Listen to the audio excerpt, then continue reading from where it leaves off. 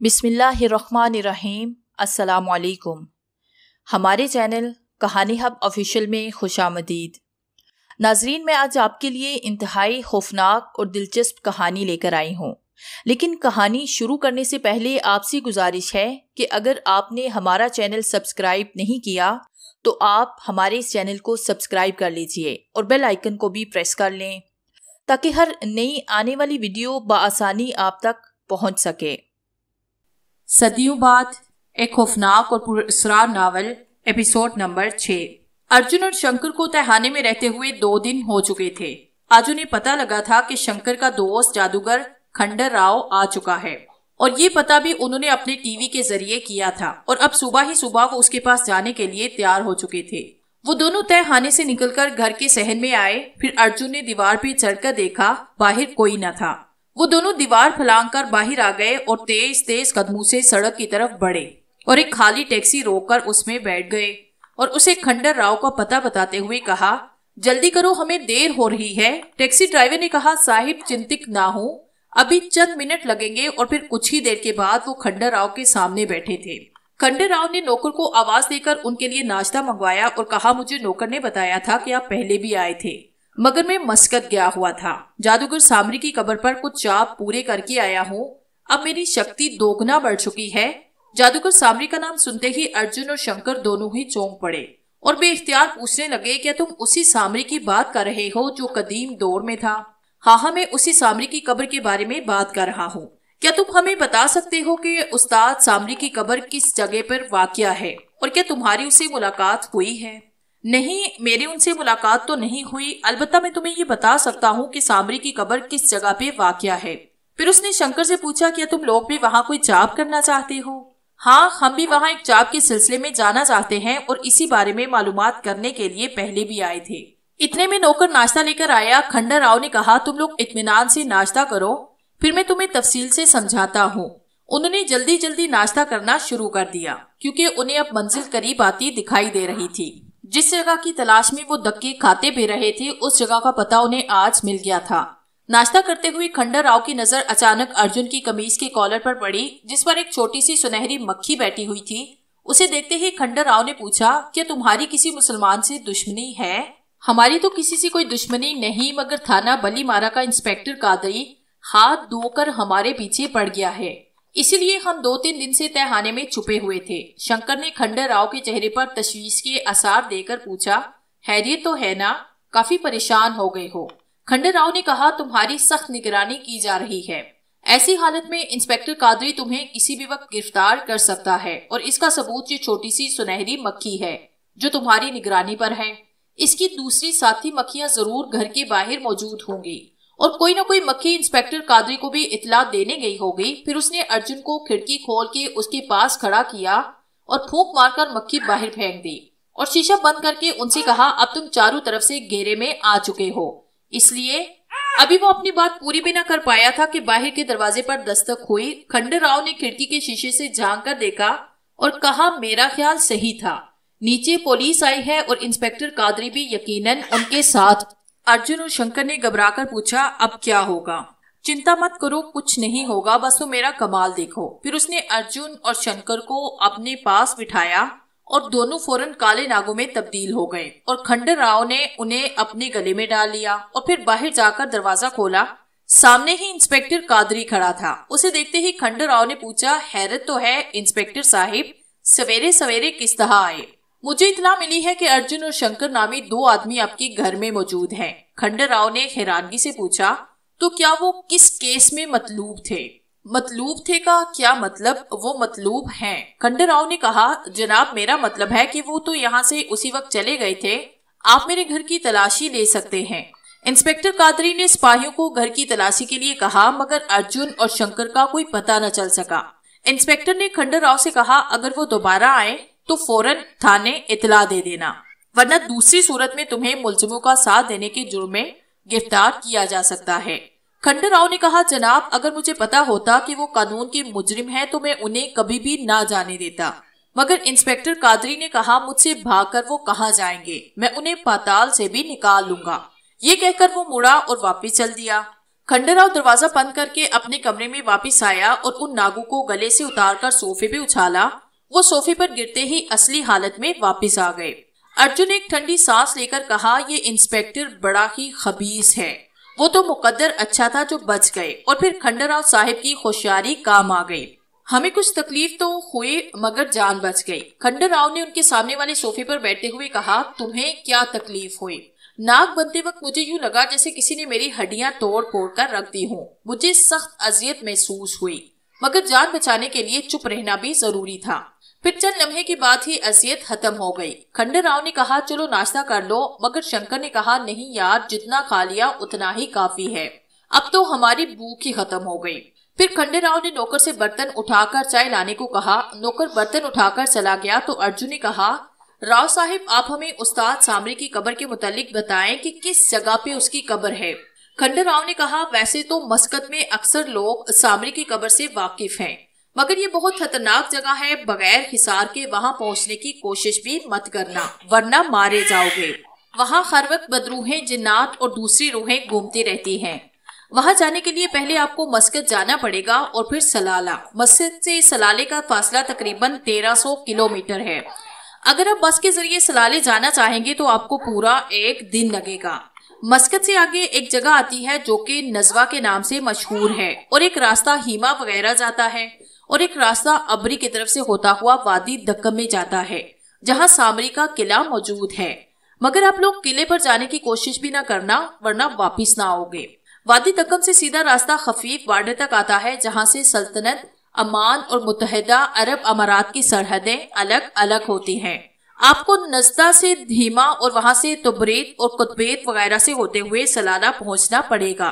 सलाले में जबल और शेर नामी पहाड़ी पर सामरी की कब्र मौजूद है।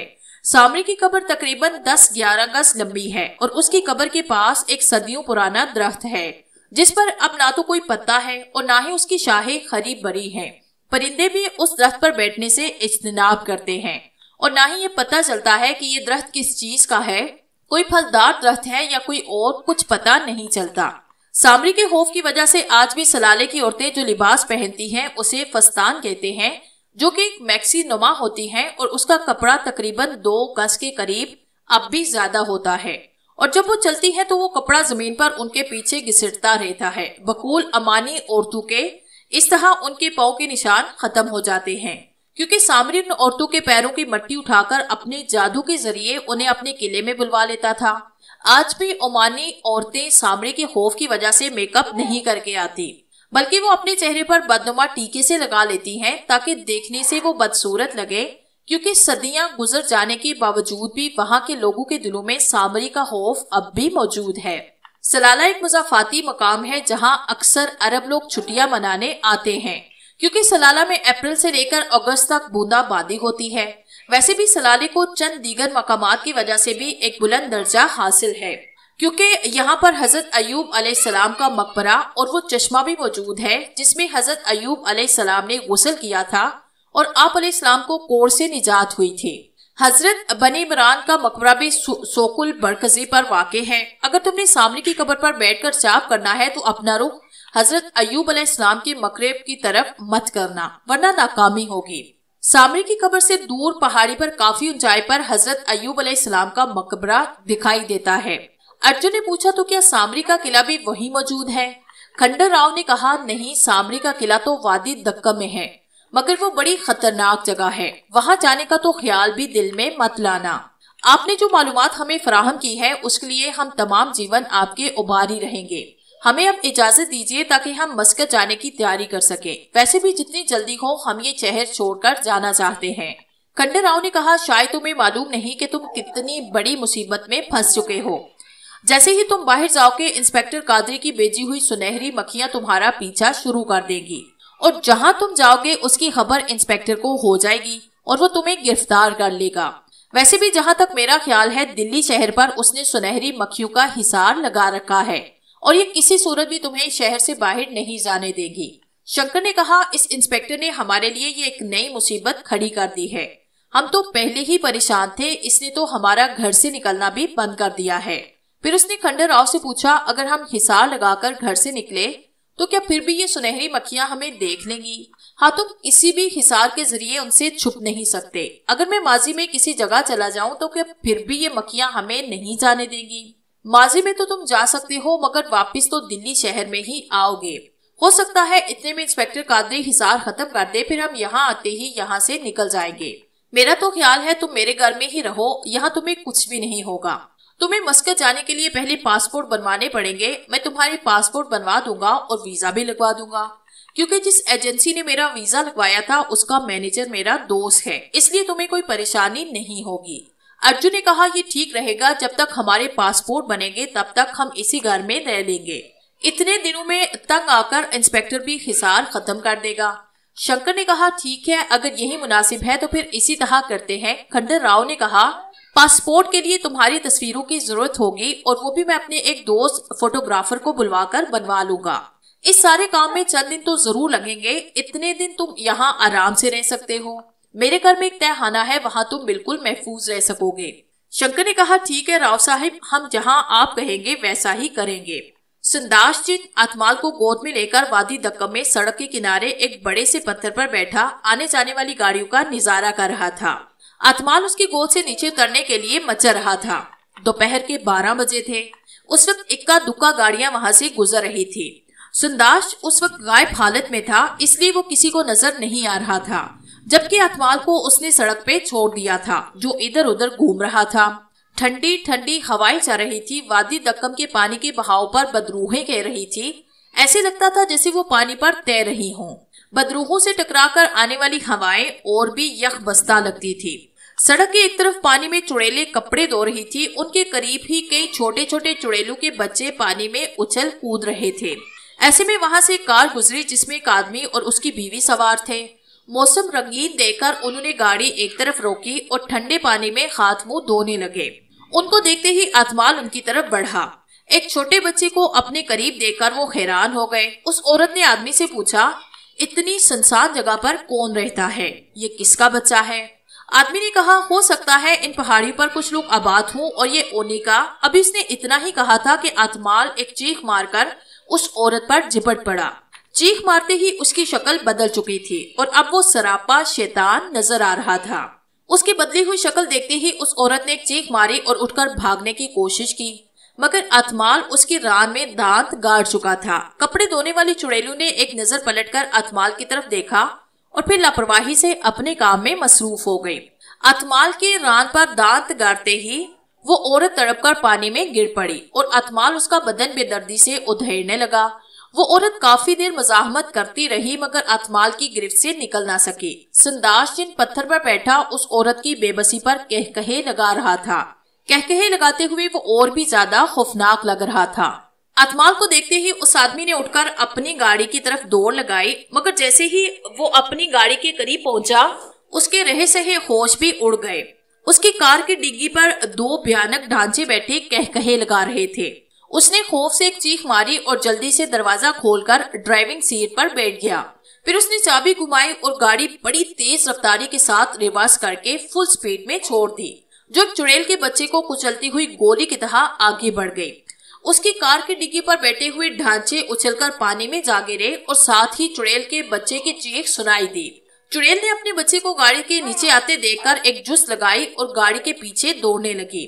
संदाश ये सब कार्रवाई बड़ी दिलचस्पी के साथ देख रहा था और हंस भी रहा था।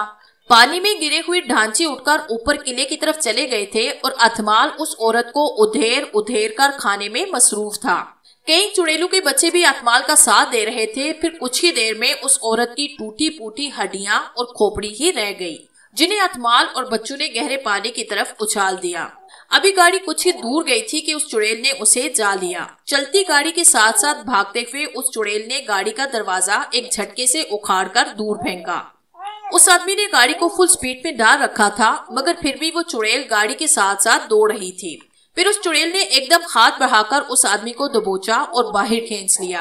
तेज रफ्तारी के साथ दौड़ती हुई गाड़ी दूर एक पहाड़ी से जा टकराई और वो चुड़ैल उस आदमी को लेकर वापस आ गई। तब तक उस चुड़ैल का बच्चा मर चुका था। उसे मरा हुआ देखकर उस चुड़ैल ने उस आदमी की गर्दन तोड़कर अलग कर दी और उसका खून पीने लगी। अब उसकी शक्ल बड़ी भयानक हो चुकी थी। उसके साथ ही दूसरी चुड़ैलें भी चीखे मारती हुई उस आदमी पर टूट पड़ी। उस औरत के खून और गोश्त से अपनी प्यास बुझाकर अथमार भी अपनी असली हालत में आ चुका था। संदासचंद ने कहकहा लगाते हुए हाथ बढ़ाकर अथमाल को गोद में उठाया और हंसता हुआ ऊपर किले की तरफ चल दिया। अर्जुन और शंकर को खंडराव के घर रहते हुए 3-4 दिन हो चुके थे। उनके पासपोर्ट बनते जा चुके थे। उस वक्त वो तहखाने में बैठे थे। तहखाने का दरवाजा खुला हुआ था ताकि ताजा हवा अंदर आती रहे और घुटन का एहसास न हो। वैसे भी रात की 10 बजे का वक्त था और उनका ख्याल था कि इस वक्त यहाँ किसने आना है। अगर कोई बिरौनी दरवाजे पर दस्तक देगा भी तो वो तहखाने का दरवाजा बंद कर देंगे। अर्जुन बिस्तर पर लेटा हुआ कुछ सोच रहा था। शंकर और खंडरराव एक तरफ कालीन पर बैठे ताश खेल रहे थे। ऐसे में तहखाने के दरवाजे में से सुनहरी मक्खियों की फौज अंदर दाखिल हुई, मगर ये मक्खियां तो लाल बेग से भी बड़ी बड़ी थी और इससे पहले कि वो तहखाने का दरवाजा बंद करते या कोई मजाहमत करते, वो बड़ी बड़ी सुनहरी मक्खियां अर्जुन और शंकर के जिस्म से लिपट गई और उन्हें हाथ हिलाने का मौका भी न दिया और उन्हें उठा लिया। फिर मक्खियां उन्हें लेकर तहखाने के दरवाजे की तरफ बढ़ गई। तहखाने से निकलकर अर्जुन बड़ी जद्दोजहद के बाद उसने शंकर का हाथ पकड़ा। अब वो आकाश पर परवास कर रहे थे और वो सुनहरी मक्खियां उन्हें उड़ाए लिए जा रही थी। रात का वक्त था, वरना लोग 2 इंसानों को आसमान पर उड़ता देखकर जरूर हैरान होते। अर्जुन ने शंकर से कहा, यार ये तो हमें इंस्पेक्टर के पास ले जाएंगी। अगर कुछ हो सकता है तो करो। मैं तो जोर आजमाई कर चुका हूँ, मगर शायद इनकी ताकत बहुत ज्यादा है। यार समझ में नहीं आ रहा क्या करूं। अब वो थाना बलीमारा के ऊपर पहुंच चुके थे और थाने की छत पर खड़ा इंस्पेक्टर उन्हें बड़ी दिलचस्पी के साथ देख रहा था। अर्जुन और शंकर भी अंधेरे के बावजूद इंस्पेक्टर को देख रहे थे। अर्जुन ने शंकर से कहा, यार जल्दी करो, माजी में जाने का मंत्र ही पढ़ लो। ये मक्खियां तो हमें थाने ले आई हैं। मक्खियां उनको आहिस्ता आहिस्ता नीचे की तरफ ले जा रही थी और वो थाने की छत से कुछ ही ऊपर थे कि शंकर ने जल्दी जल्दी माजी में जाने का मंत्र पढ़ा और वो दोनों गायब हो गए। उन दोनों के गायब होते ही इंस्पेक्टर कादरी के चेहरे पर तशवीश के साए लहराए। उसने सोचा ये कैसे गायब हो गए, जबकि मक्खियां छत पर ही चक्कर लगा रही थी, मगर उसकी समझ में कुछ न आया। शंकर की माजी में जाने का मंत्र पढ़ते ही वो दोनों एक मैदान में खड़े थे। दिन का वक्त था और दूर दूर तक ऊंचा नीचा सरसब्ज मैदान और दरख्त ही दरख्त नजर आ रहे थे। अर्जुन ने पूछा, यार ये तुम किस दौर में ले आए? शंकर ने जवाब दिया, यार ये तो मुझे भी मालूम नहीं कि ये कौन सा दौर है। मैंने तो जल्दी में मंत्र पढ़कर ये कह दिया कि हमें किसी भी दौर में ले चलो। अभी वो ये बातें कर ही रहे थे कि उन्हें किसी असलहे की फनकार की आवाज सुनाई दी। उन्होंने मुड़कर देखा तो एक बहुत बड़ा अस्तहा उनकी तरफ बढ़ रहा था। वो दोनों खौफजदा होकर भाग पड़े। अस्तहा भी उनके पीछे पीछे था, मगर उसकी रफ्तार बहुत आहिस्ता थी। दौड़ते दौड़ते वो काफी दूर निकल गए। ये कोई पहाड़ी इलाका था। दौड़ते दौड़ते थक कर वो एक पहाड़ी के पास खड़े हो गए। अर्जुन ने लंबे लंबे सांस लेते हुए कहा, यार ना तो कोई इंसान नजर आ रहा है और ना ही कोई घर दिखाई दे रहा है। पता तो करो कि ये कौन सा दौर है। अभी अर्जुन ने यही कहा था कि उस पहाड़ की गार से एक बहुत बड़ा जानवर नमूदार हुआ। उसके देखते ही शंकर ने कहा, ये तो कोई डायनासोर है। शायद हम दुनिया के इब्तदाई दौर में आ गए हैं। ये तो मुझसे बहुत बड़ी गलती हो गई है। उसे देखते ही वो देवहिकल डायनासोर उनकी तरफ बढ़ा। उसके लंबे लंबे आरीनुमा दांत दूर से ही साफ दिखाई दे रहे थे। शंकर ने अर्जुन से कहा, ऊपर की तरफ भागो अर्जुन, वरना ये हमें कच्चा चबा जाएगा। हम इसे तेज नहीं दौड़ सकते। ये सुनते ही अर्जुन भी ऊपर पहाड़ी पर चढ़ने लगा और शंकर भी। वो जल्दी जल्दी तेजी के साथ ऊपर चढ़ रहे थे ताकि उस देवहिकल जानवर से बच सके। उस डायनासोर ने भी उनको देख लिया था। वो भी बड़ी तेजी के साथ उनकी तरफ लिपका और अपनी लंबी गर्दन आगे बढ़ाकर उन्हें पकड़ना चाहा, मगर वो उसकी दस्तरस से दूर पहुंच चुके थे। अगर एक लम्हे की भी देर हो जाती तो वो दोनों यकीनन उसके दांतों में पिस रहे होते। उससे काफी दूर होने के बावजूद भी वो ऊपर चढ़ रहे थे। फिर काफी बुलंदी पर पहुंचकर वो थककर एक जगह बैठे और अर्जुन ने शंकर से कहा, यार आज तो तुमने मरवा ही दिया होता। अगर बरवक्त न भाग खड़े होते तो हमारी हड्डियां भी ना मिलती। शंकर ने कहा, यार जब तक भगवान ने जिंदगी दी है उस वक्त तक तो हमें कोई नहीं मार सकता। अर्जुन ने कहा, वो तो ठीक है, मगर जानबूझकर अपने आप को मौत के मुंह में डाल लेना कहाँ की अक्लमंदी है। तुम किसी और दौड़ के मुतालिक भी कह सकते थे। शंकर ने कहा, यार मेरे मुंह से तो ये निकल गया कि हमें किसी भी दौड़ में पहुंचा दो, और हम इस दौड़ में पहुंच गए। अर्जुन ने पूछा, तो तुम कहते थे कि मैं तुम्हें उस्ताद सामरी के दौड़ में नहीं ले जा सकता, मगर ये तो मुझे हजारों साल पहले का जमाना लगता है। दूर दूर तक कोई इंसान भी नजर नहीं आ रहा। नीचे मैदान में तो देखो, 2 हेकल जानवर घूमते नजर आ रहे हैं। अगर हम कुछ देर और मैदान में रहते तो जरूर मारे जाते। शंकर ने कहा, मैं अपने मंत्र के जरिए ज्यादा पुराने दौर में नहीं जा सकता, मगर मेरी हमाकत से मंत्र की कारिंदू ने हमें यहाँ फंसा दिया। क्योंकि माजी में ले जाने वाले मंत्र की शुद्धि में ये शर्त है कि अगर कोई गलती से इब्तिदाई दौर में चला जाए या मंत्र के कारिंदू को किसी दौर का भी हुक्म न दे और वो उसे इब्तिदाई जमाने में पहुंचा दे, तो उसके बाद वो वापस उसी जमाने में नहीं जा सकता जिस दौर से वो माजी में आया था। उसके मंत्र की शक्ति खत्म हो जाती है। ये सुनते ही अर्जुन के पैरों तले से जमीन निकल गई और उसने बेख्तियार शंकर से पूछा, तो क्या अब हम कभी वापस नहीं जा सकेंगे? हाँ, हमें अब इसी दौर में रहना पड़ेगा। वापसी के लिए हमारे पास अब कोई रास्ता नहीं। ये सुनते ही अर्जुन के चेहरे पर मायूसी छा गई और उसने शंकर से कहा, यार तुम मंत्र पढ़कर तो देखो, शायद हम वापस पहुंच जाएं। इस अजाब से तो बेहतर था कि हम इंस्पेक्टर को गिरफ्तारी दे देते और फिर तसल्ली से कहीं भागने की कोशिश करते। शंकर ने कहा, यार जब हम ऊपर चढ़े थे तो मैंने कोशिश की थी, मगर हम वापस ना तो जा सके। मैं कई बार मंत्र पढ़कर आजमा चुका हूँ। शल्लाक सामरी के आगे झुका खड़ा था और कह रहा था, आका सामरी, मैंने आपके हुक्म के मुताबिक शंकर और रागा बिन मलियान पर नजर रखी है और मैं इस कोशिश में हूँ कि किसी तरह रागा ने जो जिस्म हासिल कर रखा है उसे खत्म कर दूं और साथ ही रागा को दोबारा कैद कर दूं। मगर मेरे लिए एक मसला है जिसे आप हल कर सकते हैं। सामरी ने पूछा, कहो क्या कहना चाहते हो? शिलराग ने कहा, आका सामरी रागा और शंकर को इंस्पेक्टर कैद करना चाहता था और उन्हें तिलिस्मी मक्खियों के जरिए उनके दोस्त के घर से उठवा भी लिया था, मगर ऐन वक्त पर वो दोनों माजी में चले गए थे, मगर कुछ ही देर बाद लौट आए थे। लेकिन अब तो उन्हें गए हुए 2 दिन हो चुके हैं, मगर वो वापस नहीं आए। मैं माजी में जाने की शक्ति नहीं रखता, इसलिए उन पर नजर नहीं रख सकता। अब मुझे माजी में जाने की शक्ति अनायत कर दें ताकि मैं उनको वहीं खत्म करके आऊं। ये सुनकर सामरी ने शराब का जुमुर्दी प्याला मुंह के साथ लगाया और 2-3 घूंट लेने के बाद हाथ का इशारा किया और फौरन ही एक बूढ़ा जिन हाजिर हुआ। वो काफी बूढ़ा जिन दिखाई दे रहा था। सामरी ने उससे कहा, हस्कील देकर बताओ, मेरे दुश्मन रागा बिन मलियान और शंकर इस वक्त माजी के किस दौर में मौजूद हैं? बूढ़े जिन ने हैरानगी से पूछा, तो क्या रागा बिन मलियान आजाद हो चुका है? सावरी ने गुस्से से कहा, तुम्हें जो हुक्म दिया जाए उसकी तामील किया करो, मुझसे बेकार सवाल मत पूछा करो। बूढ़े जिन ने खौफ से एक झुरझुरी सी ली और कहा, जो हुक्म मेरे आका, मैं अभी आपको पता करके बताता हूँ। ये कहकर उसने आंखें बंद की और कुछ ही देर के बाद आंखें खोलकर कहा, आका मैंने आसपास के सारे जमाने देख लिए, मगर इनमें रागा और शंकर कहीं नहीं। ये सुनते ही सामरी को गुस्सा आया। उसने खड़े होकर हाथ फिजा में बुलंद किया। दूसरे ही लम्हे उसके हाथों में लोहे का एक गुर्रमा हथियार आया। उसने वो हथियार उस बूढ़े पर बरसाना शुरू कर दिया। जो वो लोहे का गुर्स उस बूढ़े जिन के जिस्म पर पड़ता, उसके जिस्म से आग की चिंगारियां सी निकलने लगती। चंद ही मिनटों में बूढ़ा जिन जमीन पर पड़ा कांप रहा था। सामरी ने हाथ रोकर कहा, अगर वो माजी में नहीं है तो क्या उन्हें आकाश खा गया या वो धरती में समा गए? जल्दी जल्दी देकर बताओ वो कहाँ है, वरना आज तुम्हारा आखिरी दिन होगा। ये सुनते ही बूढ़े जिन ने कांपते और कराहते हुए आंखें बंद की और चंद मिनट के बाद आंखें खोलकर बड़ी ही नखीफ आवाज में कहा, आका वो तो दुनिया के इब्तिदाई दौर में चले गए हैं और उस दौर में जाने वाले की मंत्र शक्ति खत्म हो जाती है, अब वो वापस नहीं आ सकेंगे। सामरी ने गुस्से से कहा, दफा हो जाओ, मैं तुमसे ज्यादा जानता, मुझे मशवरा मत दिया करो। ये सुनते ही बूढ़ा जिन गायब हो गया। सामरी ने अपने तख्ते पर बैठते हुए शलराग से कहा, मैं तुम्हें इब्तिदाई दौर में बेच देता हूँ, तुम इन्हें हर हाल में खत्म करके आओगे। मैं तुम्हें सिर्फ 7 घंटे के लिए उस दौर में बेच सकता हूँ। 7 घंटे पूरे होने से पहले पहले तो मुझे आवाज दे लेना, वरना तुम भी उसी दौर में रह जाओगे।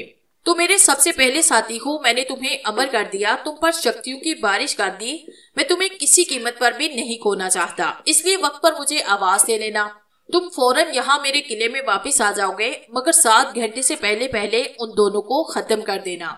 शलराग ने कहा, ठीक है मेरे आका, मैं वक्त का खास ख्याल रखूंगा। अब मुझे दुनिया के पहले दौर में भेज दें, मैं उन्हें खत्म कर दूंगा।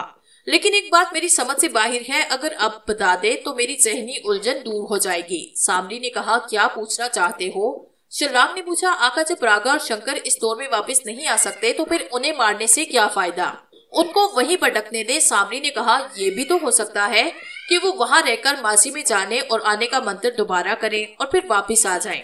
मैं किसी भी किस्म का खतरा मोल नहीं लेना चाहता। शलराग ने कहा, आका, माजी में जाने वाले मंत्र के जाप में 40 कंवारी कन्याओं की भेंट भी तो देनी पड़ती है। वो इस दौर में कंवारी कन्याएं कहाँ से लाएंगे? सामरी ने कहा, कभी कभी तो तुम बिल्कुल बच्चों के जैसी बातें करती हो। हर मंत्र की शराइत उस वक्त के माहौल और अशिया पर मुबनी होती है। जब कन्याओं का वजूद ही नहीं होगा तो इस मंत्र की वो शर्त भी खत्म हो जाएगी। शलराग ने कहा, ठीक है आगा, अब मैं समझ गया हूँ। आप मुझे इस दौर में भेज दे जिस दौर में रागा और शंकर चले गए हैं। सामरी ने कहा, ठीक है। उसके साथ ही सामरी ने अपना हाथ फिजा में बुलंद किया तो उसके हाथ में एक चमकती हुई तलवार आई। उसने वो तलवार शलराग की तरफ फेंकी, जिसे शलराग ने पकड़ लिया। सामरी ने कहा, ये तिलिस्मी तलवार तुम्हारे काम आएगी, क्योंकि उस दौर में होनहार जानवर बहुत मिलेंगे और वहां तुम्हारा कोई जादू भी नहीं चलेगा। शलराग ने कहा, ठीक है आका, मैं समझ गया। उसके साथ ही सामरी ने हाथ का इशारा किया और शलराग गायब हो गया। जब शंकर ने अर्जुन के बताया कि अब हम दुनिया में वापस नहीं जा सकते, तो वो वही घास पर लेट गया। उसे उदास देखकर शंकर ने पूछा, क्या बात है, उदास हो गए हो? अर्जुन ने कहा, यार मैं तो ये सोच रहा हूँ कि हम यहाँ कैसे रहेंगे और हमारे मंसूबे का क्या बनेगा। शंकर ने कहा, यार हम यहाँ कोई हमेशा थोड़ी रहेंगे। मैं माजी में जाने के लिए मंत्र का जाप दोबारा कर लूंगा, फिर हम वापिस चले जाएंगे। ये सुनकर अर्जुन की जान में जान आई और वो उठकर बैठ गया और पूछने लगा, इस मंत्र के जाप में कितने दिन लगेंगे? शंकर ने कहा, मंत्र का जाप दोबारा नहीं करना पड़ेगा, बल्कि मंत्र संधि के लिए 21 दिन जाप करना पड़ेगा और उसके बाद मेरे माजी के मंत्र की शक्ति बहाल हो जाएगी।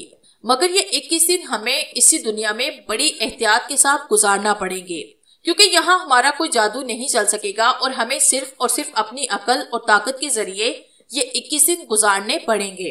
अर्जुन ने कहा, ये 21 दिन तो हम किसी न किसी तरह गुजार ही लेंगे। मेरा ख्याल है हमें कोई ऐसी गार या महफूज जगह तलाश करनी चाहिए जहां हम आसानी से वक्त गुजार सके और किसी जानवर की खुराक भी न बन जाएं, क्योंकि हमारे पास तो कोई हथियार भी नहीं।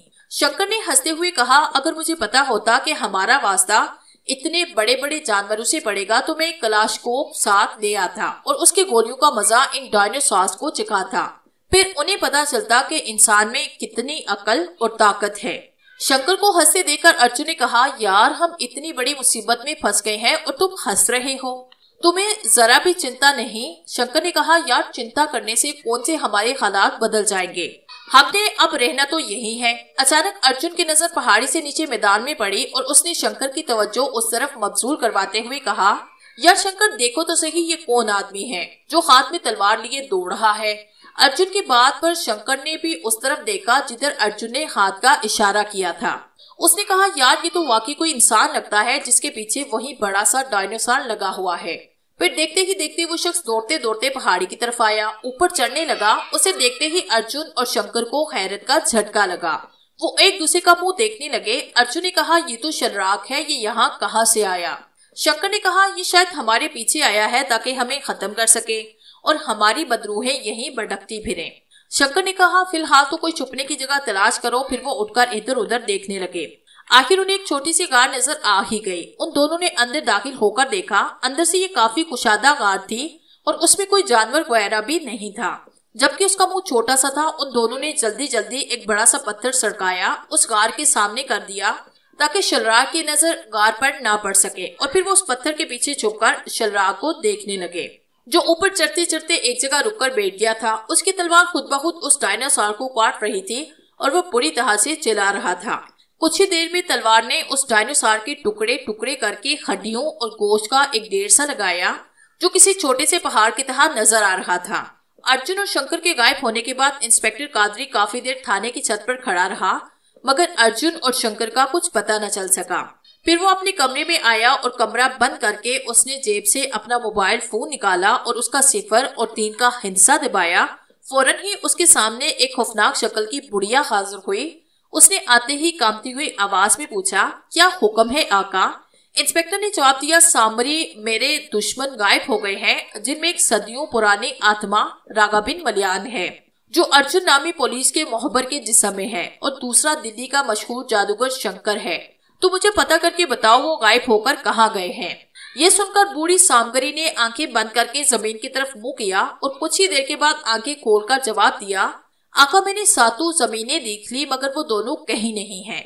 इंस्पेक्टर ने कहा, ऐसा कैसे हो सकता है? यहाँ से गायब होकर वो आसमान पर तो जाने से रहे, सामग्री ने कहा, आका हो सकता है कि वो माजी के किसी दौर में चले गए हों, क्योंकि शंकर सोमनाथी माजी में जाने का जाप पूरा कर चुका है। इंस्पेक्टर ने कहा, जरूर यही बात है, वो गायब होकर माजी में चले गए हैं। तुम पता करो कि वो माजी के किस दौर में मौजूद है। बूढ़ी ने फिर से आंखें बंद की और फिर कुछ देर के बाद इंस्पेक्टर से कहा, आका वो दोनों तो दुनिया के इब्तदाई दौर में चले गए हैं और उनकी वापसी नामुमकिन है, क्योंकि जो भी गलती से या अपनी मर्जी से इब्तदाई दौर में गया उसकी वापसी नामुमकिन है, क्योंकि इसके मंत्र की शक्ति खत्म हो जाती है और वहां पर उसका कोई जादू भी नहीं चलता। इसलिए वो जल्द या बदेर हैबतनाक जानवरों का शिकार बन जाता है और उसकी आत्मा माजी में भटकती रहती है। इंस्पेक्टर ने कहा, तो इसका मतलब है कि अब वो कभी वापस नहीं आएंगे। चलो अच्छा है, 2 फितने तो कम हुए।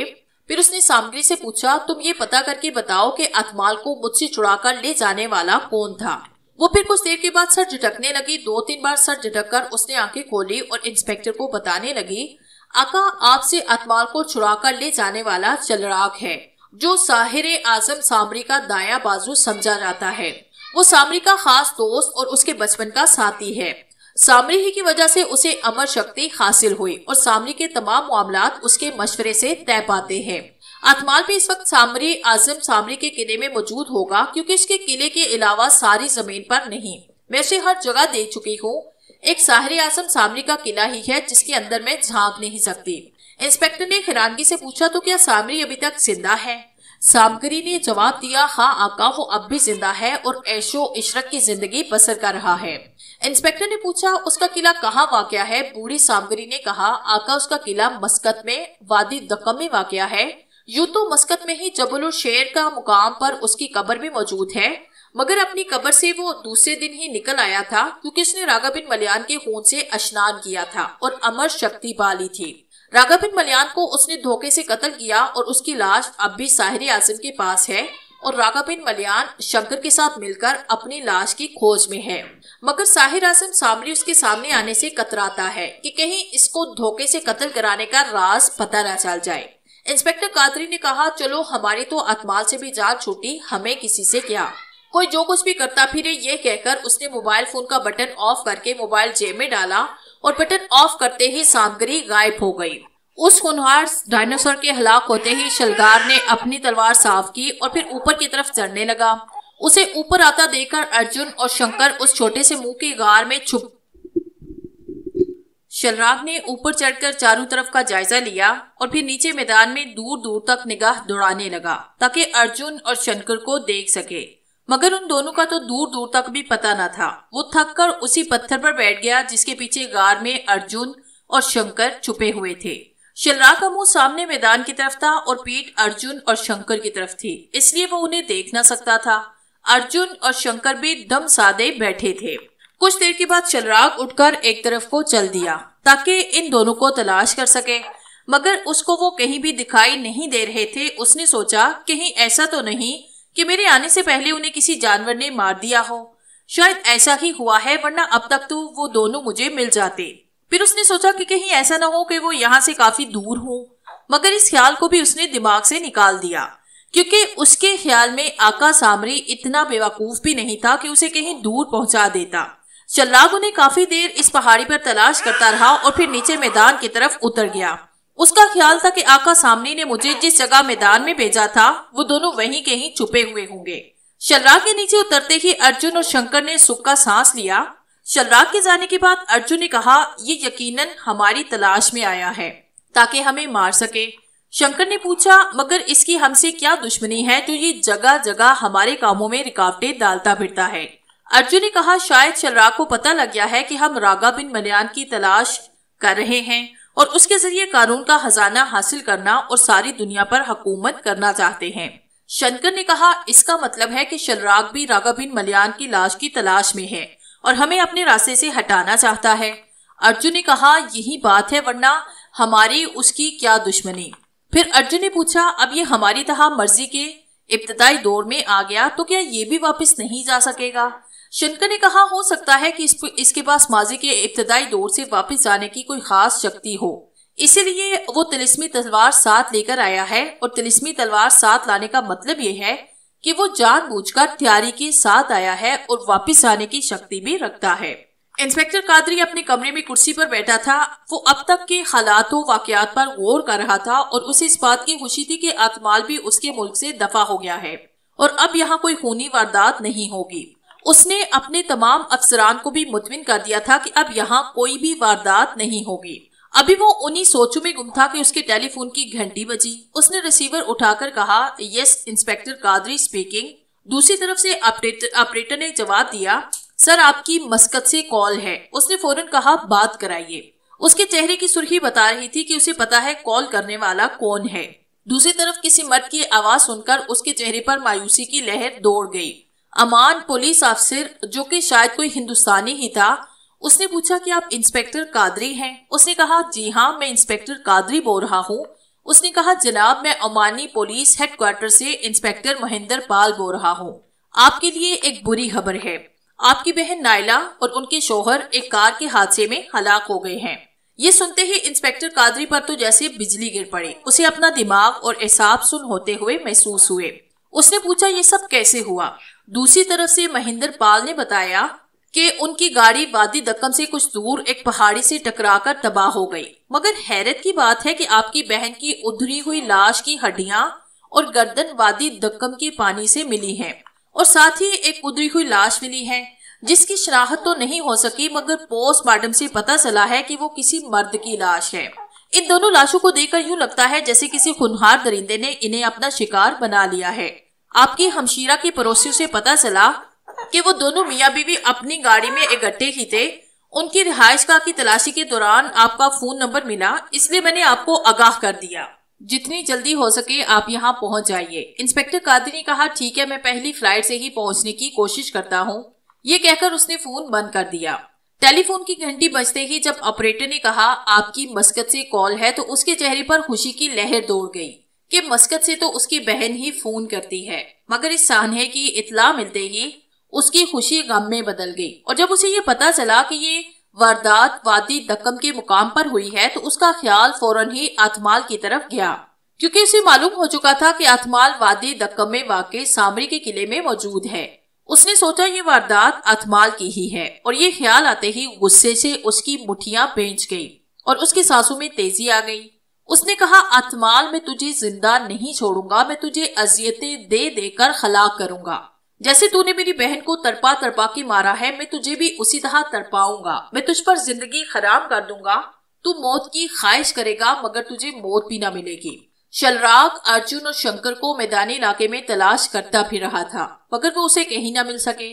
जबकि इसी दौरान कई खूनी दरिंदे शलराग की तिलिस्मी तलवार का निशाना बन चुके थे। अब रात हो रही थी और वो दोनों उसे ना मिले थे। उसको वहां आए हुए कई घंटे गुजर गए। उसने सोचा, अब रात को इनकी तलाश फजूल है, कहीं मैं ही किसी जानवर का निशाना ना बन जाऊं। ये सोचकर उसने अपने आका सामरी को आवाज दी। दूसरे ही लम्हे वो आका सामरी के सामने खड़ा था। उसने झुककर आका सामरी से कहा, आका इन दोनों का कुछ पता नहीं चल सका। मैं वहां हर जगह तलाश करके आया हूँ, शायद वो जंगली परिंदों का निशाना बन चुके हैं। ये सुनकर सामरी ने हाथ का इशारा किया और उसके सामने एक बहुत बड़ा आईना हाजिर हो गया, जिसमें अर्जुन और शंकर उसी पत्थर के करीब बैठे दिखाई दे रहे थे जिस पर शलराग तलवार लिए बैठा रहा था। उन्हें देखकर शलराग ने कहा, आका ये दोनों तो जिंदा है।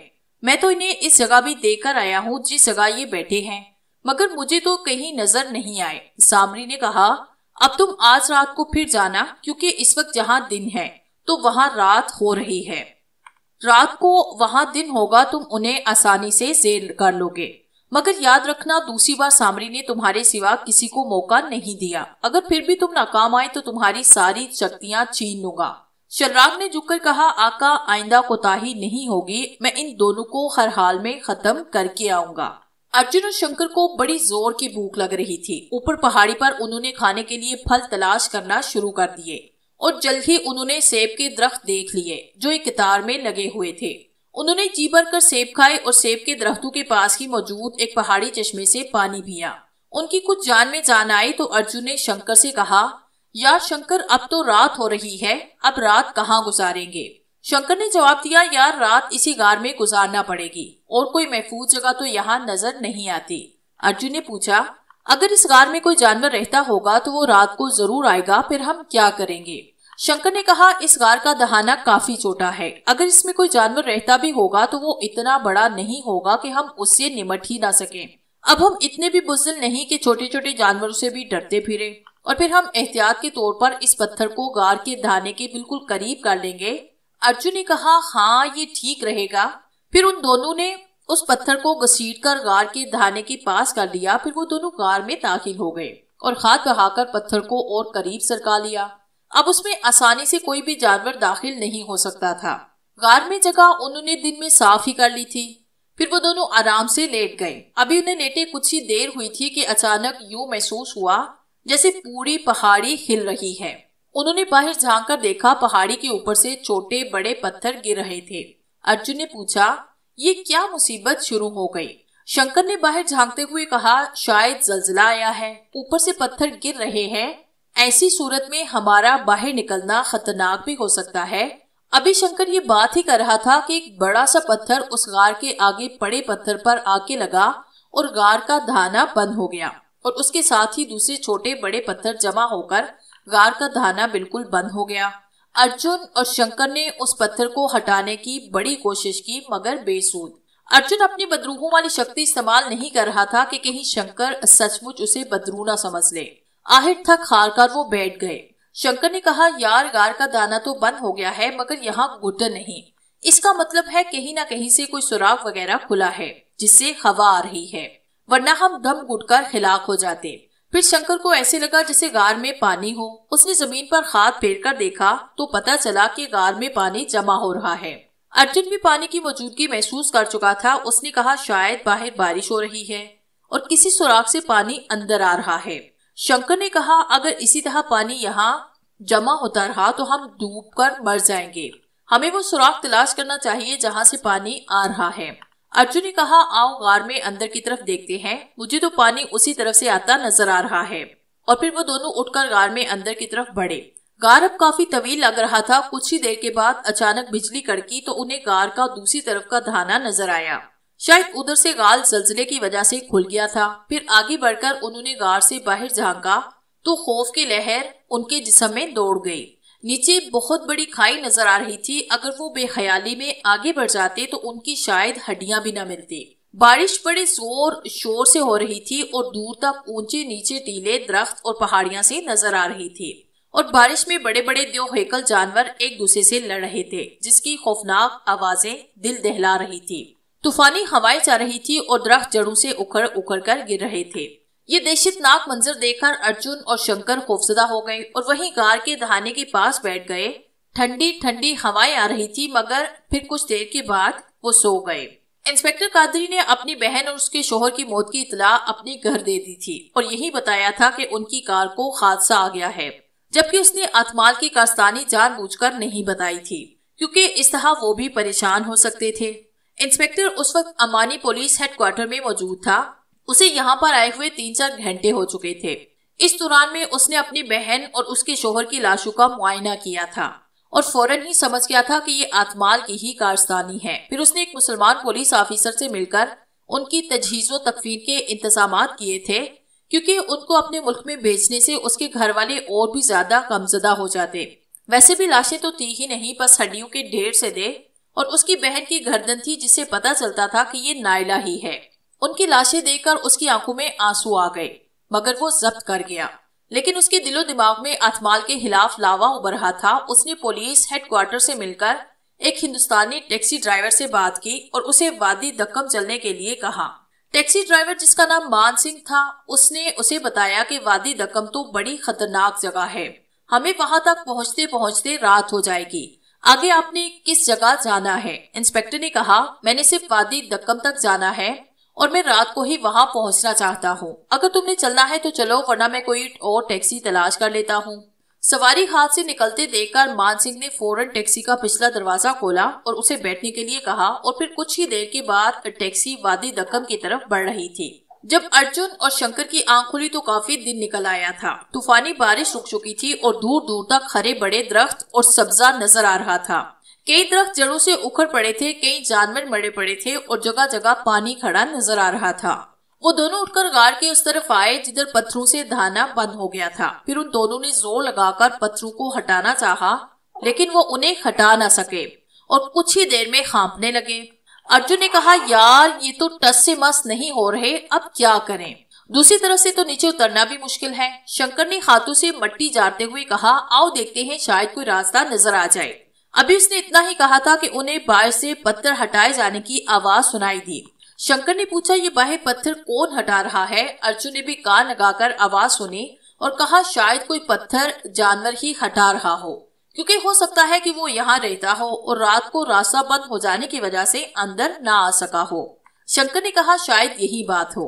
फिर कुछ ही देर के बाद उन्हें दूसरी तरफ से रोशनी नजर आने लगी, क्योंकि कई सुराख खुल गए थे। अब शंकर ने एक सुराख से आंख लगाकर दूसरी तरफ देखा तो उसके होश उड़ गए, क्योंकि पत्थर हटाने वाला कोई जानवर नहीं बल्कि शलराग था। शलराग को देखते ही उसके चेहरे पर हवाइयां उड़ने लगी थी। उसके चेहरे का बदला हुआ रंग देखकर अर्जुन ने बेचैनी से पूछा, क्या बात है, उधर कौन है। मगर शंकर ने हाथ के इशारे से उसे खामोश रहने के लिए कहा तो अर्जुन भी उसी सुराग से आंख लगाकर देखने लगा कि देखो तो सही कि दूसरी तरफ कौन है, जिसे देखकर शंकर परेशान हो गया और फिर शलराग पर नजर पड़ते ही उसकी भी स्थिति गुम हो गई।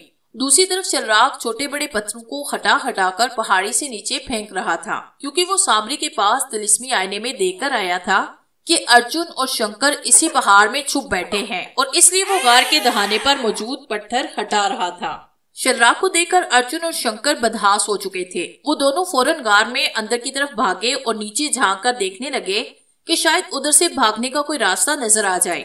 मगर नीचे तो निहायत गहरी खाई थी, जिसमें नोकदार चट्टानें दिखाई दे रही थी और नीचे उतरने का कोई और रास्ता नहीं था। वो घबराकर फिर वापस पलट आए और इधर उधर देखने लगे कि शायद यहाँ से निकलने का कोई और रास्ता दिखाई दे जाए, मगर और रास्ता होता तो मिलता। उन दोनों की बेचैनी लम्हा ब लम्हा बढ़ रही थी और शलराग पत्थर हटाने में मसरूफ था। जो पत्थर हट रहे थे उनके दिलों की धड़कन बढ़ती जा रही थी और उनके सांसों में तेजी आ गई थी। वो बेचैन होकर बार बार बाग के दूसरी तरफ जाते कि शायद कोई रास्ता मिल जाए, मगर एक गहरी खाई देखकर वापस पलट आते। शलराग ने एक एक करके तमाम पत्थर हटाए, बस एक वही बड़ा पत्थर रह गया था जिसे अर्जुन और शंकर ने गार के आग रखा था और वो पत्थर गिरने के बायस सिड़ककर गार के दहाने पर फिट हो गया था। अब तो अर्जुन और शंकर के चेहरों पर मौत की जर्दी दिखाई देने लगी थी। शलराग उस बड़े से पत्थर को हटाने के लिए जोर आजमाई कर रहा था, मगर वो उससे हिल नहीं रहा था। अचानक शंकर उसने अर्जुन से कहा, अर्जुन क्यों ना हम इस पत्थर को अंदर से खींच कर रखें, इस तरह शलराग इसे ना हटा सकेगा। और ये सुनते ही अर्जुन को भी जैसे होश आया और वो दोनों पत्थर के नुकीले सिरों को पकड़कर अंदर खींचने लगे। बाहर से शलराग उस पत्थर को हटाने की कोशिश कर रहा था और अंदर से अर्जुन और शंकर उसे खींच रहे थे। काफी देर इसी खिंचातानी से थककर शलराग एक तरफ बैठ गया और आवाज देकर उन दोनों से कहने लगा, तुम दोनों बाहर आ जाओ वरना मैं तुम्हें खत्म कर दूंगा। तुम ये मत समझो कि मैं इस पत्थर को हटा नहीं सकता। अंदर से शंकर ने जवाब दिया, हिम्मत है तो इस पत्थर को हटा लो। ठीक है, तुम बाहर नहीं आते तो ना आओ, मैं इस पत्थर को ही तोड़ देता हूँ। फिर उसने एक तरफ रखी हुई अपनी तलवार उठाई और पत्थर को तोड़ने लगा। अब तो अर्जुन और शंकर के लिए एक और नई परेशानी शुरू हो गई। अर्जुन ने कहा, यार शंकर अब क्या होगा, ये पत्थर तो कुछ ही देर में टूट जाएगा। अब तो सिर्फ खाई की तरफ का एक रास्ता बचा है और वहां से उतरने की सूरत में भी मौत ही हमारा मुकद्दर होगी। इधर शलराग मौत की सूरत में मौजूद है और उधर खाई। तुम वापस जाने का मंत्र ही पढ़कर देख लो, शायद हम यहाँ से निकल सके। फिर शंकर ने अर्जुन का हाथ पकड़कर कई बार मंत्र पढ़ा, मगर बेसूद। मेरे ख्याल में मंत्र टूट चुका है और मंत्र सिद्धि के लिए दूसरा बाप करना पड़ेगा। इतने में तो शलराग मौत बनकर हम पर टूट पड़ेगा। शंकर ने कहा, यार अर्जुन तुम अपनी काली शक्तियों से काम लेने की कोशिश करो, शायद कोई मदद मिल जाए। अर्जुन ने अपने अंदर की बदरू की शक्ति से काम लेने की कोशिश की, मगर अब पता चला कि उसके अंदर की काली ताकतें भी काम नहीं कर रही। अब तो वो और घबरा गया और कहने लगा, यार शंकर मेरी शक्तियां भी साथ नहीं दे रही, अब क्या होगा, हम तो बेमौत मारे जाएंगे। अब पत्थर काफी सारा टूट चुका था और शलराग किसी जुनूनी की तरह पत्थर को तोड़ने में मसरूफ था। उसकी तलवार का हर वार उन्हें अपने दिल पे लगता हुआ महसूस हो रहा था। अर्जुन का जवाब सुनकर शंकर की रही सही उम्मीद भी जाती रही और उसने अर्जुन से कहा, यार अब तो हम भगवान से प्रार्थना ही कर सकते हैं कि वो हमें इस मोजी से बचा ले। इसके सर पर तो खून सवार है और हम बहते हैं इसकी तिलिस्मी तलवार का मुकाबला नहीं कर सकते। शर्राक ने उस पत्थर का काफी बड़ा हिस्सा तोड़कर फेंक दिया। अब गार का काफी बड़ा धाना खुल चुका था, जिसे देखकर उसने अपनी तिलिस्मी तलवार एक तरफ रखी और बाकी बचे हुए पत्थर को हाथों से धकेलने लगा। थोड़ा सा पत्थर और आगे को सिड़क गया। अर्जुन और शंकर ने अंदाजा लगाया कि अब चंद ही लम्हों में पत्थर हट जाएगा। ये अंदाजा करते ही वो एक बार फिर गार के अंदर की तरफ भागे और खाई में झांकने लगे कि शायद नीचे उतरने का कोई रास्ता दिखाई दे, मगर नीचे उतरने का कोई और रास्ता नहीं था। अब उनकी बेचैनी अरूज पर पहुंच चुकी थी और यूं लगता था जैसे वो खौफ के मारे गहरी खाई में जा गिरेंगे। फिर उन्हें गार के अंदर की तरफ एक रोशनी होती दिखाई दी। वो समझ गए कि शर्राक ने गार के धाने का पत्थर हटा लिया है। वो गार के खाई वाले सिरे पर खड़े थे और उनके हाथ पांव कांप रहे थे। अब उन्हें शर्राक के अंदर दाखिल होने की आहट सुनाई दी। वो हाथ में तिलिस्मी तलवार लिए लम्हा ब लम्हा उनकी तरफ बढ़ रहा था। अब वो उनको साफ दिखाई दे रहा था। वो उनसे चंद कदम के फासले पर था। मौत को अपने इतना करीब देखकर शंकर अपना तवाजुन बरकरार न रख सका और गहरी खाई में गिरने लगा, मगर उसने गिरते गिरते गार का एक नोकदार पत्थर थाम लिया। अब शंकर ने पत्थर को पकड़ा हुआ था और खुद वो गहरी खाई में लटका हुआ था। अर्जुन ने फौरन अपना हाथ बढ़ाकर शंकर का हाथ पकड़ा और उसे ऊपर खींचने लगा, मगर शर्राक उनके सर पर पहुंच चुका था। अब उन्हें अपनी मौत यकीनी दिखाई देने लगी। अर्जुन भी शर्राक से खौफ ज़दा था और इसी घबराहट में उसका पांव फिसला और इससे पहले शर्राक उन पर तिलिस्मी तलवार का वार करता वो गहरी खाई में जा गिरे।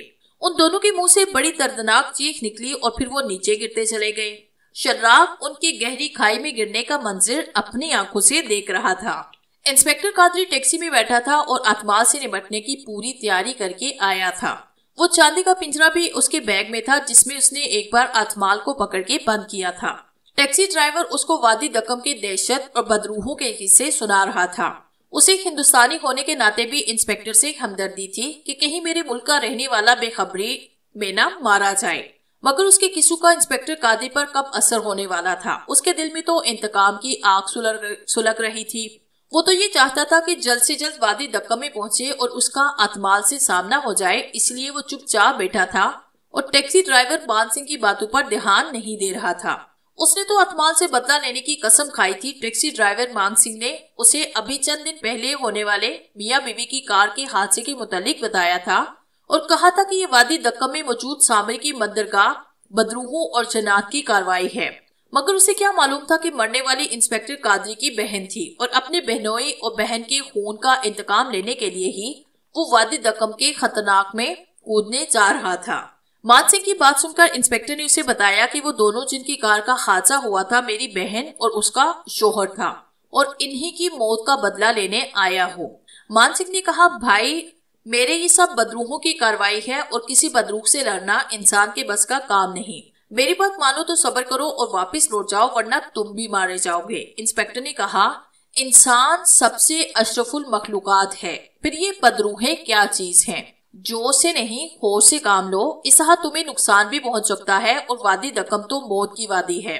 जिंदगी और मौत तो अल्लाह के हाथ में है। अगर उसने मेरी मौत इसी जगह लिखी होगी तो फिर मुझे कोई नहीं बचा सकता। जिंदगी मौत तो अल्लाह के हाथ में है, मगर जानबूझकर अपने आप को मौत के मुंह में डाल देना कहाँ की अक्लमंदी है। मगर इंस्पेक्टर ने उसकी बात सुनी अनसुनी कर दी और टैक्सी के शीशे से बाहर देखने लगा। अब शाम हो रही थी और वो वादी दक्कम में पहुंच चुके थे। फिर मान सिंह ने उस पत्थर के पास गाड़ी रोकी जिस पर संदाश अतमाल को लिए बैठा था और अतमाल ने नायला को चीर फाड़ डाला था। टैक्सी से नीचे उतरकर इंस्पेक्टर ने बैग संभाला और उस पत्थर पे रखा और मान सिंह को किराया देकर वापस जाने के लिए कहा, मगर मान सिंह ने फिर समझाने की कोशिश की।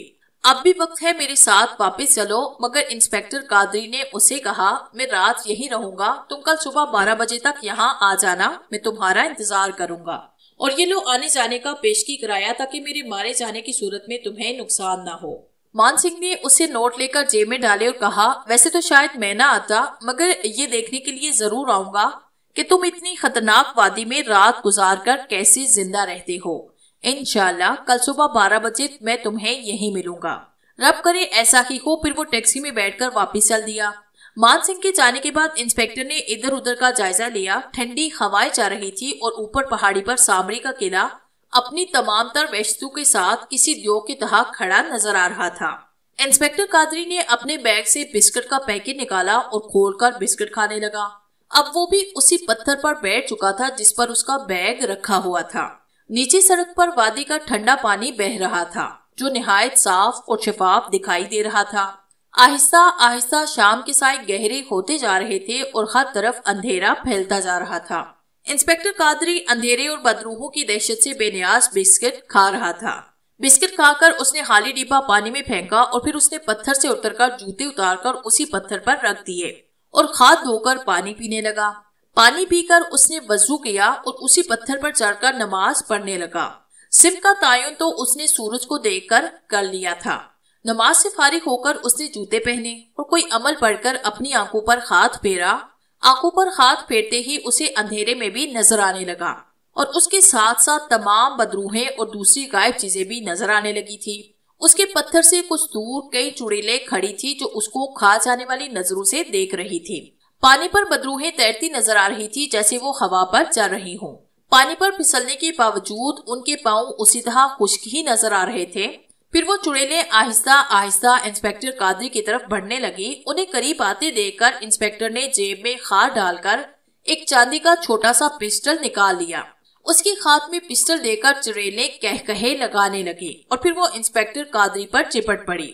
मगर इससे पहले कि वो इंस्पेक्टर कादरी तक पहुंच पाती, इंस्पेक्टर कादरी ने ट्रिगर दबा दिया। उसके साथ ही उस चांदी के पिस्टल में से मुकद्दस पानी की एक धार निकली और जिस जिस चुड़ैल पर पानी गिरा उसके जिस्म में आग लग गई और दूसरी चुड़ैलें खौफजदा होकर पीछे हट गई। जिन चुड़ैलों के जिस्मों में आग लग चुकी थी वो वादी के पानी में गोते लगा रही थी और चीख रही थी, मगर पानी में गोते लगाने के बावजूद उनकी आग बढ़ती जा रही थी। दूसरी चुड़ैलों को पीछे हटता देखकर इंस्पेक्टर कादरी ने चीख कर कहा, आओ तुम भी आओ, मैं तुम्हें बताता हूँ कि कितना ताकतवर इंसान हूँ। इंस्पेक्टर कादरी की बात सुनकर वो चुड़ैलें भाग खड़ी हुई। अब उन्हें अंदाजा हो चुका था कि गायब होने के बावजूद भी इंसान हमें देख सकता है। जिन चुड़ैलों के जिस्मों को आग लगी थी वो जलकर राख हो चुकी थी और उनकी राख पानी में बहती जा रही थी। इंस्पेक्टर कादरी ने मुकद्दस पानी का पिस्टल खास तौर पर तैयार किया था ताकि बदरूहों और चुड़ैलों वगैरह से निपटा जा सके। उसने पानी पिस्टल में भरकर उस पर एक खास अमल किया था जिससे पानी में बदरूहों और दूसरी खबीस ताकतों को जलाने की तासीर पैदा हो गई थी और अब पिस्टल चाहे 1,00,000 बार भी इस्तेमाल किया जाए उसका पानी कभी भी खत्म नहीं होगा। इंस्पेक्टर कादरी के हाथ में नूरानी ताकत का पिस्टल देकर तमाम बदरूहें फरार हो गई और वो चुड़ैलें भी चीखती हुई भाग गई। अब फिर वहां सन्नाटे और दहशत का राज था। रात हो चुकी थी। इंस्पेक्टर कादरी ने अपना बैग कांधे पे लटकाया और हाथ में चांदी का पिस्टल लिए ऊपर किले की तरफ चल पड़ा। सामरी ने अभी रक्स की महफिल सजाई ही थी कि उसके किले की दीवार पर बना हुआ एक काले पत्थर का उल्लू फड़फड़ाया और उसने चीख कर 3 बार कहा, सामरी, इंस्पेक्टर कादरी तेरी मौत बनकर आ रहा है। ये कहते ही वो फिर से पत्थर का हो गया। उसकी आवाज सुनते ही सामरी उठकर खड़ा हो गया। उसने गुस्से से उस पत्थर के उल्लू की तरफ देखा और हाथ का इशारा किया। दूसरे ही लम्हे पत्थर का उल्लू टुकड़े टुकड़े होकर बिखर गया। फिर सामरी ने दोबारा हाथ का इशारा किया और नाच गाने की महफिल खत्म हो गई। उसके साथ ही सामरी बड़े रौब से चलता हुआ किले के दरवाजे से बाहर आया और पहाड़ी के सिरे पर खड़ा होकर ऊपर चढ़ते हुए इंस्पेक्टर कादरी को देखने लगा। उसे देखकर सामरी ने हकारत से जमीन पे थूका और इंस्पेक्टर कादरी की तरफ हाथ का इशारा किया। अचानक इंस्पेक्टर के सामने पहाड़ी शक हो गई। अब इंस्पेक्टर के सामने एक बहुत बड़ी और गहरी दरार पड़ चुकी थी और इस दरार को पार कर लेना इंस्पेक्टर के बस से बाहर था। फिर सामरी शतराना मुस्कुराहट के साथ वापस अपने तख्त पोश पर आ बैठा और रक्सो सरूर की महफिल दोबारा शुरू हो गई। अपने सामने पहाड़ी में दरार पड़ते ही इंस्पेक्टर ने फौरन अंदाजा लगाया कि ये सामरी या उसकी बदरूहों का काम है। उसने फौरन ही चांदी का पिस्टल जेब में डाला और हाथ बुलंद करके कोई अमल पढ़ा। उसके अमल पढ़ते ही एक सुनहरी परिंदा नमूदार हुआ जो कि ऊंट के जितना बड़ा था। उस सुनहरी परिंदे ने इंस्पेक्टर कादरी के हाथों को थामा और उसे दरार के पार छोड़कर गायब हो गया। परिंदे के गायब होते ही इंस्पेक्टर कादरी ने अपनी जेब से चांदी का पिस्टल निकालकर हाथ में पकड़ा और फिर ऊपर की तरफ चढ़ने लगा। अंधेरा होने के बावजूद भी उसे हर चीज साफ दिखाई दे रही थी। कुछ ही देर में इंस्पेक्टर कादरी पहाड़ी पर चढ़कर किले के दरवाजे तक जा पहुंचा। किले के दरवाजे का एक हिस्सा मुनहम था, इसलिए वो अंदर दाखिल हो गया। उसके अंदर दाखिल होते ही सामरी के पीछे खड़े संदास जिन ने एक करीहा चीख मारी और कहा, आका सामरी हमारी रक्षा करना इंस्पेक्टर कादरी किले में दाखिल हो चुका है। ये सुनते ही सामरी भी हक्का बक्का रह गया। वो तो सोच भी नहीं सकता था कि इंस्पेक्टर इस इतनी बड़ी दरार को पार कर लेगा। इंस्पेक्टर ने अंदर दाखिल होते ही इधर उधर देखा। सामरी एक तख्त पोश पर बैठा था।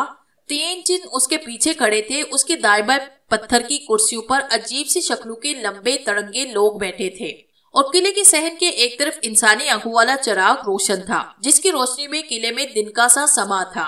सुंदाश जिन की चीख और आवाज सुनते ही सब दम बखूद रह गए और इससे पहले कि वो संभलकर इंस्पेक्टर पर हमला आवर होते, इंस्पेक्टर कादरी ने पिस्टल का ट्राइगर दबाकर चारों तरफ घूम गया।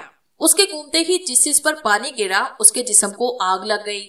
ये देखते ही सामरी के पीछे खड़े तीनों जिन और दूसरे बच आने वाले लोग फौरन गायब हो गए और सामरी अकेला रह गया। इंस्पेक्टर कादरी फतहाना अंदाज में चलता हुआ साहिर आजम सामरी के सामने खड़ा हो गया। उसे अपने सामने खड़ा देखकर सामरी ने उसके चांदी के पिस्टल की तरफ इशारा करके पूछा, मुझे इस खिलौने से डराने आए हो? ये खिलौना तुम्हारी मौत भी बन सकता है। सामरी अमर हो चुका है, तुम्हारे ये खिलौने मुझे नहीं डरा सकते। ये कहकर सामरी ने हाथ का इशारा किया और उसके हाथ की 5 उंगलियों से आग के शोले निकलकर बुरुक रफ्तारी से इंस्पेक्टर की तरफ बढ़ने लगे, मगर उसकी भी ज्यादा तेजी के साथ वापस सामरी की तरफ पलट आए। मगर उनके पलटने से पहले ही सामरी तख्त छोड़ चुका था। वो शोले सीधे सामरी के तख्त पर गिरे और उसे आग लग गई।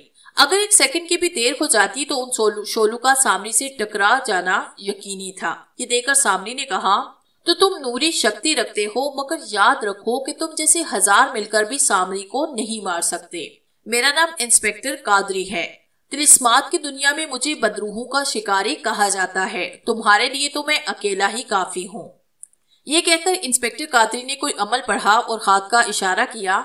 उसके इशारा करते ही सामरी पर एक सुनहरी जाल आ पड़ा और उसको अपने जिस्म में आग से लगती महसूस हुई, मगर शोले नजर न आते थे। उसने उस जाल से निकलने की बड़ी कोशिश की, मगर कामयाब ना हो सका और फिर कुछ ही देर में वो चीखने लगा, क्योंकि उसके जिस्म में जगह जगह आग लगी थी और वो बुरी तरह से झुलस चुका था। उसकी झुलसी हुई हालत देखकर इंस्पेक्टर कादरी ने हाथ का इशारा किया और सुनहरी जाल गायब हो गया। अब साहिर आजम किसी अधमरे घेंडे की तरह इंस्पेक्टर कादरी के कदमों में पड़ा खांप रहा था। इंस्पेक्टर ने आगे बढ़कर सामरी के सीने पर पाँव रखा और पूछा, अब बोल साहिर आजम, क्या हाल है? मगर अब सामरी ने कोई जवाब न दिया और गायब हो गया। उसके गायब होते ही इंस्पेक्टर ने अपने चारों तरफ का जायजा लिया, मगर कोई जीरूख नजर न आया। उसने सोचा, अतमाल यहीं रहता है तो जरूर वो किसी न किसी कमरे में छुपा होगा। वो हाथ में चांदी का पिस्टल थामे एक कमरे की तरफ बढ़ा। उस कमरे में भी एक इंसानी आंख वाला चिराग जल रहा था, जैसा बाहर सहन में जल रहा था। उस कमरे में फर्नीचर नाम की कोई शय न थी। हर तरफ मट्टी ही मट्टी और बड़ी बड़ी मकड़ियों के जाले लगे हुए थे। कमरे के कोने में 3 चुड़ैलें खड़ी थर थर कांप रही थी। इंस्पेक्टर ने पिस्टल का रुख उनकी तरफ करके पूछा, बताओ, मेरी बहन नायला और उसके शोहर को किसने कत्ल किया है? उनमें से एक ने कहा, हमें मालूम नहीं। इंस्पेक्टर ने पिस्टल का टाइगर दबाया और मुकद्दस पानी गिरते ही उस चुड़ैल के जिस्म को आग लग गई और दूसरी दोनों चुड़ैलें भी उसके साथ ही चीख चीख कर रोने और मुआफिया मांगने लगी। मगर इंस्पेक्टर ने कहा, तुम दोनों में से वही जिंदा रहेगी जो मुझे मेरी बहन के कातलों का पता बताएगी। ये सुनते ही वो दोनों यकजुबान होकर बोली, तुम्हारी बहन को तो अतमाल ने खाया था और उसके शोहर को किसने मारा था? वो दोनों एक दूसरे का मुंह देखने लगे। फिर उनमें से एक ने एक दूसरे की तरफ इशारा करके कहा, उसे इसने मारा था। मगर दूसरी ने पहले की तरफ इशारा करके कहा, नहीं नहीं, मैंने उसे नहीं मारा, उसे तो इसी ने मारा था। उसका बच्चा इसकी गाड़ी के नीचे आ गया था। इंस्पेक्टर कादरी ने उन दोनों पर मुकद्दस पानी का फायर किया और कहा, तुम दोनों ही कातिल हो, जाओ तुम भी जिंदगी से आजाद हो जाओ। मुकद्दस पानी गिरते ही उन दोनों चुड़ैलों के जिस्मों में भी आग लग गई। वो पूरी तरह चीखने चिल्लाने लगे। पहले वाली चुड़ैल जलकर राख हो चुकी थी। अब कमरे में कोई भी नहीं था। इंस्पेक्टर कादरी मुड़ा और एक दूसरे कमरे की तरफ बढ़ गया।